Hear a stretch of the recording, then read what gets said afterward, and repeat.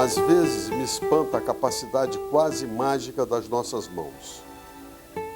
Quando elas passeiam no instrumento, já não são mais controláveis. Passam a ser criadoras, atletas, musas, fadas, guerreiras. Inspiram.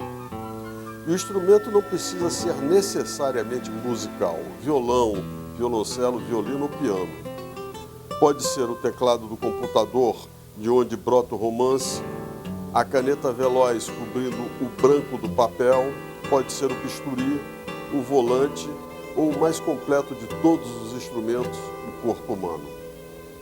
As mãos passeiam no corpo da pessoa amada e criam vida. Descobrem caminhos, revelam emoções e delicadamente nos ensinam coisas que não sabíamos. Nós ensinamos as mãos a fazerem muito, mas subitamente são elas que estão nos ensinando.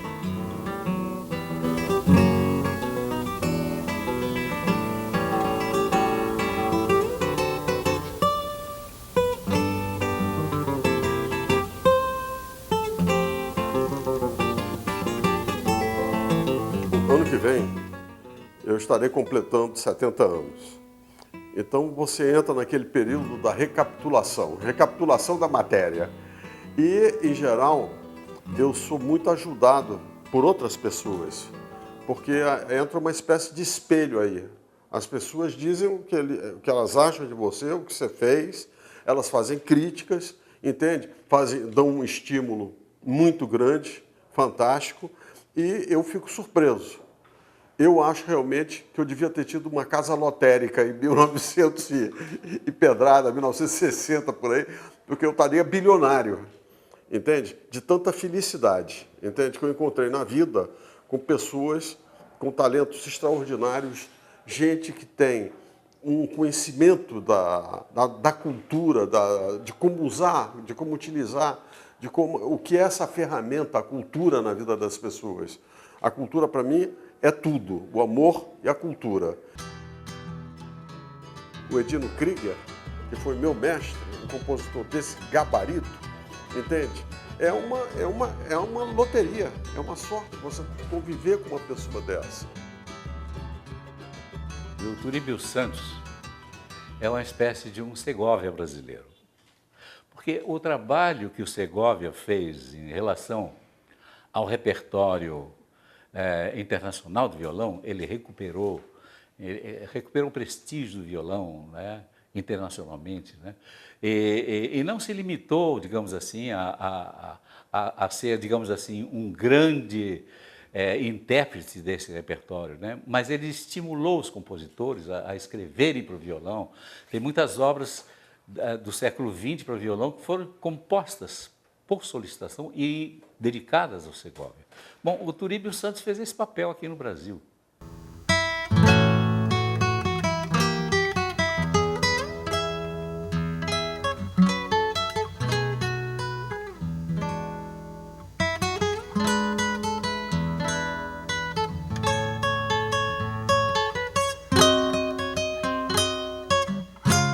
Depois você encontrar um outro tremendo compositor, como Ricardo Takuchian, entende? Eu não esqueço nunca quando ele entrou na Sala Cecília Meirelles, que eu estava dirigindo na época, em 1980, a pedido do Guilherme Figueiredo, outro grande amigo também, quando o Ricardo Takuchian atravessou a rua e veio dar essa sugestão tão singela e que mudou a vida de muita gente. Você quer abrir um curso de violão na escola de música? Foi um momento espetacular. Mais tarde, o Guilherme Figueiredo, enciumado, pediu para eu abrir também na Unirio. Aí, abrimos na Unirio, com o apoio de outro maravilhoso amigo, Luiz Paulo Sampaio. Em suma, e foi abrindo um terreno, para mim, eu sabia que ele existia, mas o difícil era cruzar a porta do concertismo. O Turibio, como o primeiro grande concertista a ter repercussão internacional, brasileiro a ter repercussão internacional, ele poderia se dedicar apenas a isso e viver desses louros. Mas a personalidade poliédrica dele fez com que ele não só atuasse nesse campo artístico, mas também como incentivador da criação musical, como pedagogo do instrumento, como administrador cultural, especialmente o trabalho brilhante que ele realizou durante a sua gestão no Museu Villa-Lobos. Enfim, eu pessoalmente tenho uma dívida muito grande com o Turíbio, porque eu hoje sou um compositor que tem uma obra razoavelmente grande de violão e eu comecei por incentivo do Turíbio.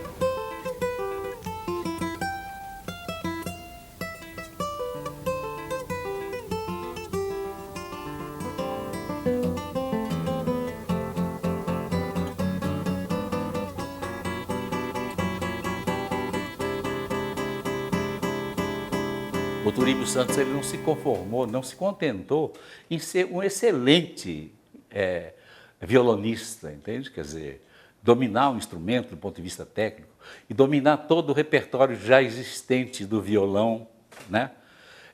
Que ele encontrou. Não, ele fez muito mais que isso, né? Ele se dedicou à pesquisa, né? Ele fez transcrições, né? Outro dia eu estava ouvindo a transcrição da protofonia do Guarani, feita pelo Turíbio Santos para violão. Entende? Quer dizer, ele fez muitas transcrições e, além disso, ele estimulou dezenas de compositores a escrever para o violão, entende? O que é digamos assim, um trabalho admirável, um trabalho realmente uma contribuição inestimável ao repertório do violão brasileiro. Eu também fico espantado. Eu acho que Você também é levado a ser um poliedro por causa dos outros poliedros, entende? O Edino e Ricardo são grandes poliedros. Então você convive com essas pessoas, estimula justamente esse teu lado de uma produção que não está só focada em vejam como eu toco bem, que linda a minha carreirinha, que bonito, que legal, entende? Que atinge muito a vaidade das pessoas. As pessoas às vezes se perdem justamente por falta de foco. O que eu quero fazer com isso? O que eu posso fazer com isso junto com todo mundo? Entende? E aí a vida fica mais bonita, fica mais rica e o trabalho fica muito melhor.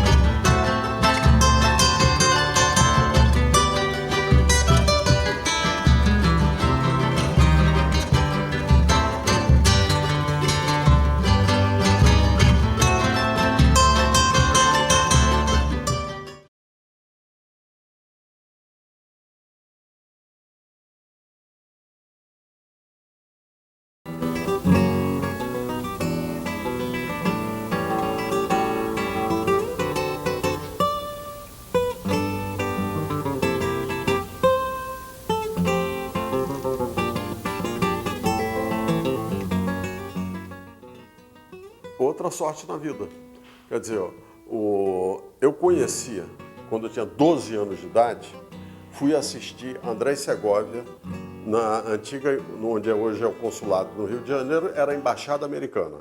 Era um filminho de Segovia, que me marcou de tal maneira que eu só fui rever esse filme 30 anos depois e parecia que eu tinha visto ele 5 minutos antes. De tal maneira ficou impregnado o som de Segovia, as ideias de Segovia com o violão na mão. E nesse dia eu conheci 3 pessoas fundamentais na minha vida. Conhecia Hermínio Belo de Carvalho, que era o assistente da Associação Brasileira de Violão. Conhecia Antônio Rebelo, que era uma espécie de decano dessa mesma associação, e Jodacil Damasceno, que era o aluno veterano do Rebelo.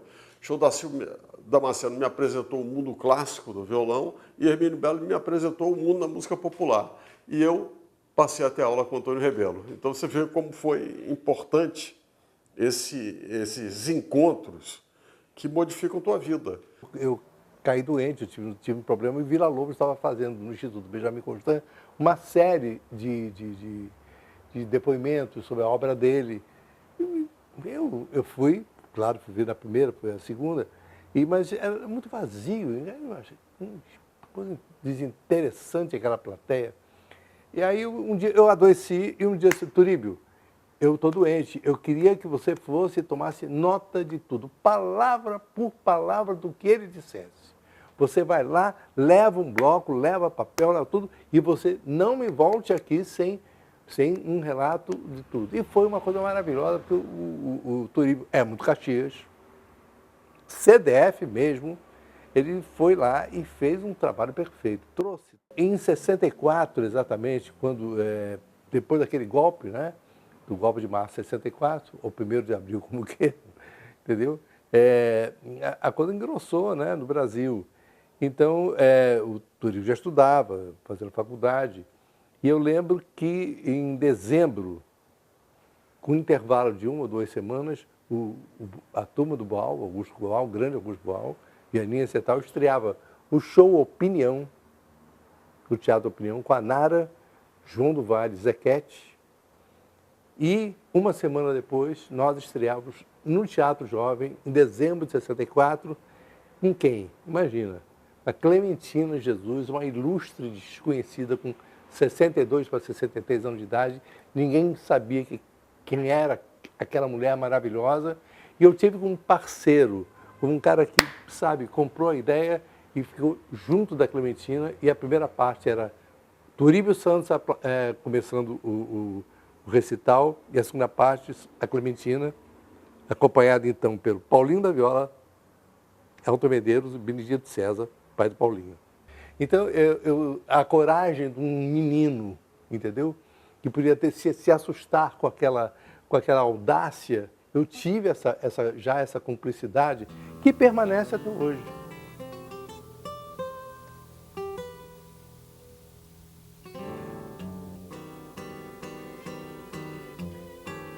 André Segovia foi um violonista que tinha uma técnica flamenca. Ele pegou tudo com os flamencos, mas ele quis se impor dentro do mundo clássico, então ele se distanciou desses músicos. Villa-Lobos foi um homem que era seresteiro, violonista popular, chorão, entende? Outro exemplo espetacular. Então, aquela coisa que aconteceu no começo do século XX, aquele chega para lá que nós somos clássicos, isso felizmente foi sendo derrubado aos poucos e atualmente eu acho até esquisito quando as orquestras querem ficar dentro de uma esfera exclusivamente clássica. Aí eles criam um ambiente erudito, quer dizer, chato. Essa coisa do Turíbio com a música popular foi tão forte que um dia, quando me convidaram para fazer o concerto da juventude, o Eider foi convidado, não me lembro direito, essa história, tudo é confuso. As minhas histórias têm sempre que ser reverificadas, checadas, porque eu não tenho uma boa memória. Só sei que assim, por que não Elisete Turíbio? E levamos Turíbio com Elisete Cardoso. E foi a primeira vez que um concerto da juventude na TV Globo foi vaiado. Sabe por quê? Queria um bicho.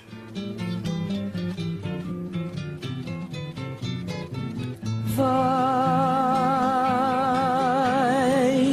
por este céu vazio de esperança. Quando eu quis gravar os compositores franceses, eu gravava para uma companhia francesa chamada Erratot. Erratot, que depois foi comprada pela Warner. A primeira coisa que a Erratot disse, não queremos compositores franceses. Eles vão querer. Eu impus e gravei os franceses. Então, sempre corri esse risco comercial. Quando meu primeiro disco foi feito na França, também para a Erratot, eles queriam que eu gravasse música espanhola. Eu disse, não, eu vou gravar a obra de Villa-Lobos para violão solo. Não, isso aí não vai dar certo, então paciência, eu não gravo nada. Esperei alguns meses, telefonaram, tá bom, vamos fazer. Aí, então, você saber jogar a partida, você saber o que você quer, você saber qual é o teu foco, realmente qual é o objetivo do que você está fazendo, eu acho importantíssimo.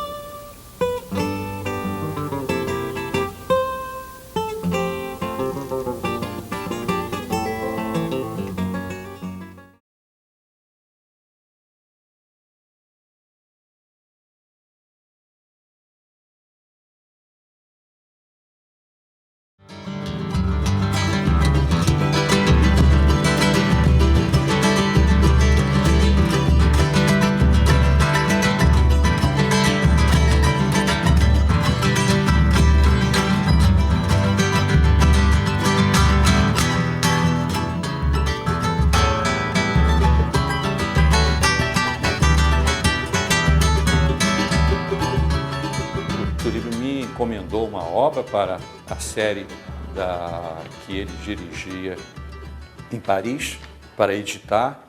E eu disse, Turibio, eu não tenho experiência nesse instrumento, é um instrumento eu sou pianista, é um instrumento muito estranho para mim. E ele insistiu e eu enfrentei isso como um desafio, tive a assistência dele, obviamente, e daí é que surgiu a obra Lúdica e que foi o ponto de partida para a minha produção, que é bastante razoável nesse momento. As peças de Darius Milhaud, Henri Sauguet e André Jolivet, eu editei-as, algumas, em disco. Gravei para Erato. E isso, inclusive os compositores que estavam vivos ainda, foi Henri Sauguet, a esposa do Darius Milhaud e André Jolivet, foram ao concerto ver e depois ficaram muito contentes com o disco. E eu fiquei encucado, caramba, mas eu preciso dar um toque lá nos brasileiros. Eu não posso ficar, sabe, aqui servindo os franceses e cadê os brasileiros? Aí comecei a fazer pressão. Conversei com os compositores, principalmente com o Edino Krieger, e Recupero era o responsável, o ministro Recupero era o responsável pela seção cultural do Itamaraty. Me recebeu muito bem lá e eu fui propor a ele, olha, quero fazer uma série de compositores brasileiros para violão. Eu acho que eu estou com a faca e o queijo na mão e não posso deixar passar essa oportunidade. A colocação do violão num estudo mais formalizado dentro da universidade, quem é o grande pioneiro disso foi Turibio Santos, que em 1980 ele inaugura a primeira cátedra de violão numa universidade oficial. Eu estudei piano na escola de música nos anos 50 para 60 e eu me lembro de um fato muito curioso. Uma vez eu estava nos corredores da escola e entrou um jovem com um violão embaixo do braço. E aquilo foi considerado um escândalo. Teve um professor que chamou a atenção dele, você não pode entrar nessa escola com um instrumento que não é um instrumento digno de frequentar esse ambiente. Ele foi admoestado e alguns anos depois a cátedra de violão era inaugurada por Turibio Santos. Eu estava muito infeliz naquela época com o meu sucesso como concertista. Eu viajava o tempo todo e saía o tempo todo furioso do Rio de Janeiro. Agora mesmo lembro situações do Clipper, que é meu bar favorito no Leblon, onde eu chegava lá de cara mal-humorado e disse, por que você está tão mal-humorado? Porque eu vou para Paris hoje à tarde. Sim, o cara está ficando louco. E outras vezes aparecia, você vai para onde? Para Nova York. E esse mau humor é o quê? Porque eu já sabia, eu era arrancado da cidade que eu adoro, que era o Rio de Janeiro, entende? Para cumprir um programa que a rigor não é feito por você. Ele acontece. Você é uma pessoa que vive daquilo e, portanto, é vendido como uma mercadoria. Não adianta enfeitar o pavão, porque é isso mesmo. O contato com o público é outra coisa. O contato com o público é maravilhoso. Você e o público criam, então, aquela atmosfera mágica que acontece com a arte, nos concertos, da música, as orquestras, a música de câmara e tal e coisa. E outra coisa terrível no violão é que o violão é um instrumento extremamente solitário. Então eu passava nas viagens muito tempo sozinho, mas tempo demais para um ser humano passar sozinho, entende? Seja em aeroporto, em gare de trem, em avião, em hotel, porque você vai naquela tensão, toca dia sim, dia não, às vezes 2 vezes no mesmo dia, uma corrida incrível, onde você não pode visitar as cidades direito, onde você não pode ter lazer. A tua tarefa é tocar. Tá certo, para tocar bem mesmo, para fazer um capricho. Mas o espírito vai sofrendo com isso. Vai sofrendo a falta de amor, a falta de amizade, a falta de poder observar a sociedade, como ela funciona, que é um negócio que me encanta maravilhosamente ver. Tudo, para mim, cada detalhe do ser humano, eu acho fascinante. Me abriram essa outra porta na hora em que o Ricardo Takuchan e o Guilherme Figueiredo me convidaram para para trabalhar nas universidades, não só eu fui gratificado com um nível de alunos excelentes que estavam represados lá, todos estudando composição ou regência, mas eles queriam mesmo era estudar violão, tanto assim que foi fácil fazer uma orquestra de violão logo em seguida. Em 1982, 83, fiz a primeira com esses alunos estudantes e depois em 87, 88, fiz a segunda e gravei eles já professores. E com música do Edino Krieger, entende? Com música de Radamés Inátali, com música de Francisco Mignoni, quer dizer, de Radamés Inátali, Roberto Inátali. Aí a vida voltou a ficar alegre novamente, voltou a ser como eu queria.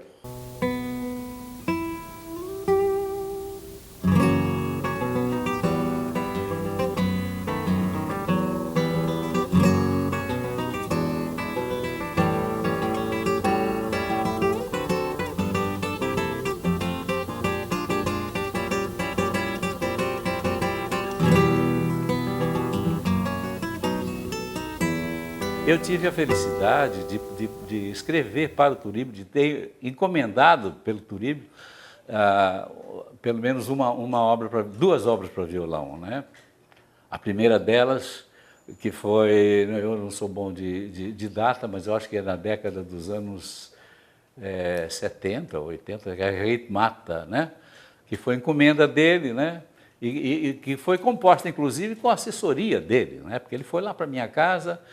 Eu tinha estudado violão com o Turíbio, né, há um tempo, e ele foi lá para minha casa e me mostrou todas as possibilidades, né, técnicas do violão moderno, do violão contemporâneo, né, e eu usei e abusei dessas possibilidades, né. Eu sou um velho, entende? E não vejo nada demais disso.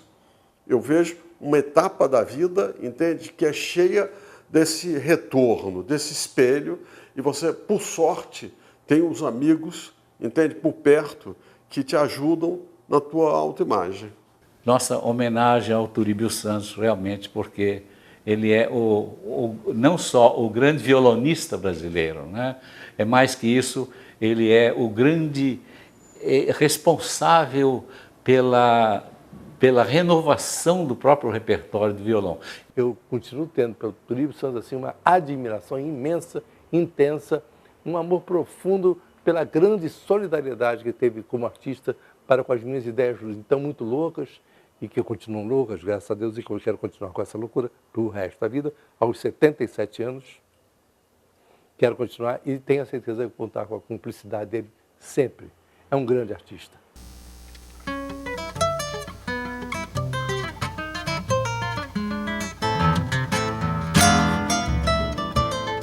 Mãos destroem, matam e são capazes das piores vilanias. A mão que afaga é a mesma que apedreja, como dizia Augusto dos Anjos. Mas às vezes desconfio que todas as mãos são feitas para afagar e construir.